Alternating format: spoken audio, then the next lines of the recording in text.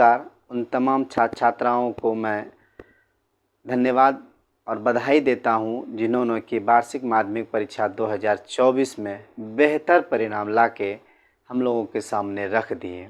साथ ही इस सारे प्रक्रिया को पूर्ण करने में जितने भी मेरे शिक्षा विभाग के पदाधिकारीगण हैं, शिक्षकगण हैं या कर्मचारीगण हैं, उन तमाम को मैं अपनी ओर से शुभकामनाएं और बधाई देता हूं, जो कि इस बेहतर परिणाम को लाने में हर एक कार्य में कदम से कदम मिलाकर कार्य को पूर्ण करने में सहयोग किए। आज की जो जानकारी है मैं उन छात्र छात्राओं के लिए लाया हूं जो कि किसी कारणवश वार्षिक माध्यमिक परीक्षा 2024 में शामिल नहीं हो पाए। तो इसी के बारे में मैं जानकारी आप लोग को दे रहा हूं कि एक शिक्षा विभाग का और बेहतर कदम वैसे स्टूडेंट के लिए जो कि 2024 के परीक्षा में शामिल नहीं हो पाए।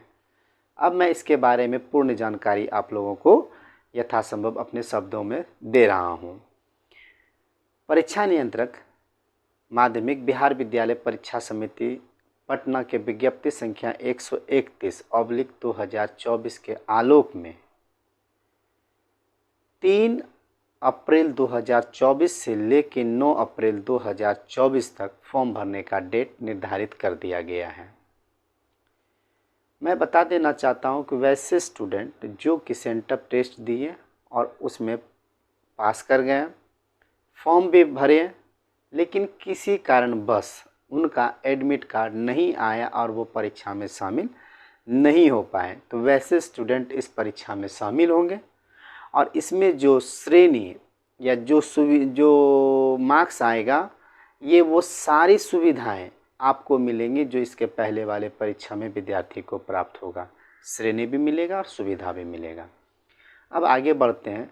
कुछ ऐसे भी स्टूडेंट थे जिनके कि नाम में गलती थी, कोटि में गलती थी, फ़ोटो में गलती थी, जिस कारण से वो परीक्षा में शामिल नहीं हुए, तो वो भी विशेष परीक्षा 2024 में शामिल होंगे और इनको भी वही श्रेणी मिलेगा, वो सारी सुविधाएं मिलेगा जो कि इसके पहले वाले स्टूडेंट को मिला। कुछ ऐसे भी स्टूडेंट हैं जिन्होंने कि सेंटर टेस्ट दिया, परीक्षा भी पास किए, परीक्षा फॉर्म भी भरे और एडमिट कार्ड भी आ गया, एक विषय में शामिल हुए या एक से अनेक विषय में शामिल नहीं हो गए। जैसे एक विषय में हुए, बाकी विषय छूट गया उनका, या पूरा विषय ही वो परीक्षा में नहीं दिए, तो वैसे स्टूडेंट भी इस परीक्षा में शामिल हो सकते हैं और इनको भी श्रेणी भी मिलेगा और वही सुविधाएं मिलेगी जो इसके पहले वाले स्टूडेंट को मिला था। अब मैं बता देना चाहता हूं कि बेटरमेंट में जो 2023 में पास किए और 2024 के परीक्षा में बेटरमेंट का परीक्षा देने वाले थे, लेकिन इनके साथ भी कोई कारण बीता और वो 2024 के परीक्षा में शामिल नहीं हो सके, तो मैं बता देना चाहता हूं कि वो भी विशेष परीक्षा 2024 में शामिल होकर बेहतर परिणाम ला सकते हैं। इसमें ध्यान देने योग्य बात है कि वैसे स्टूडेंट जो 2024 में पास किए हैं वो इस परीक्षा में शामिल नहीं हो सकते हैं। अगर वो चाहते हैं कि हम अपने रिजल्ट से संतुष्ट नहीं हैं, मुझे और मार्क्स आना चाहिए, हम बेटरमेंट का परीक्षा देंगे, तो वैसे स्टूडेंट जो 2024 में पास किए हैं वो 2025 में परीक्षा देंगे।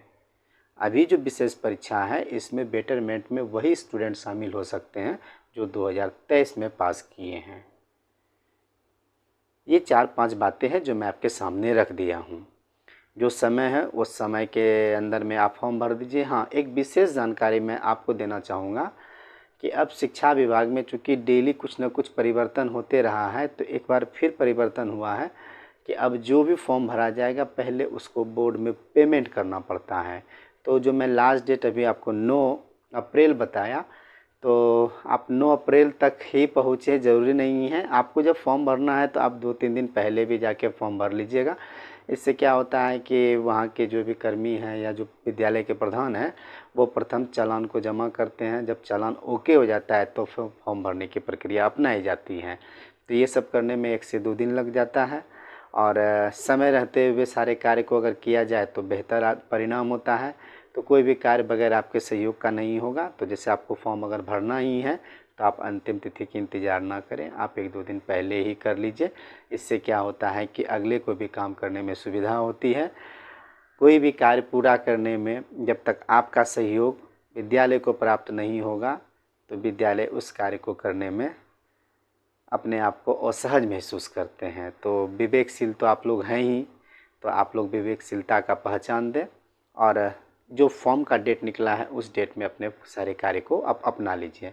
कंपार्टमेंटल से संबंधित जानकारी मैं नेक्स्ट वीडियो में लाऊंगा। अभी मैं विशेष परीक्षा 2024 से संबंधित जानकारी आप लोगों के पास लाया हूं। अगर आपको ऐसा लगता है कि इसमें कोई जानकारी छूट गया है जिससे कि मुझे बताना चाहिए, तो आप मुझे वो कमेंट बॉक्स में पूछ सकते हैं, तो मैं यथासंभव आपको उसका उत्तर दूंगा। और इस प्रकार की जानकारी मैं निरंतर लाता हूं ताकि मुझे ऐसा लगता है कि मेरे प्रयास से अगर कोई विद्यार्थी भी लाभान्वित हो जाते हैं तो मैं अपने आप को भाग्यशाली समझूंगा। तो इस तरह की जानकारी मैं नियमित लाता हूं। फिर मैं नई जानकारी के साथ मिलता हूं। अच्छे से रहिए।